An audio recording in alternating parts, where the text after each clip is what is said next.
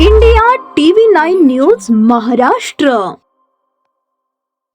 सोलापूर महानगरपालिका सार्वत्रिक निवडणूक 2025च्या अनुषंगाने राज्य निवडणूक आयोग महाराष्ट्र यांच्या आदेशानुसार नामनिर्देशन अर्ज विक्री व स्वीकारण्याची प्रक्रिया सोलापूर महानगरपालिका प्रशासनामार्फत नियोजित वेळापत्रकानुसार सुरू करण्यात आली आहे.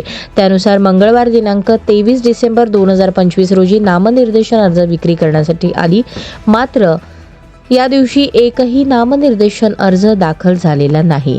नामनिर्देशन अर्ज विक्रीस इच्छुक उमेदवारांकडून मोठ्या प्रमाणावर उत्स्फूर्त प्रतिसाद मिळाला असून एकूण 1074 नामनिर्देशन अर्जांची विक्री झाल्याची माहिती प्रशासनाकडून देण्यात आली आहे.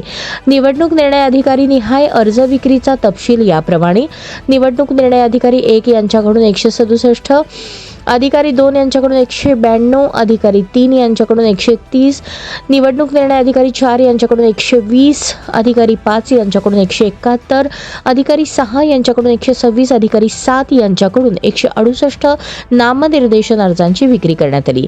ही प्रक्रिया सोलापूर महानगरपालिकेच्या प्रशासकीय इमारतीतील निर्धारित कक्षामध्ये दररोज सकाळी 11 ते दुपारी 3 या वेळेत शांततापूर्ण, पारदर्शक आणि सुरळीत पद्धतीने पार पाडण्यात येत आहे. निवडणूक प्रक्रियेत सहभागी होण्याची इच्छा असलेल्या उमेदवारांकडून मोठ्या संख्येने प्रतिसाद मिळत असल्याने आगामी दिवसात नामनिर्देशन अर्ज दाखल होण्याची शक्यता प्रशासनाने व्यक्त केली आहे.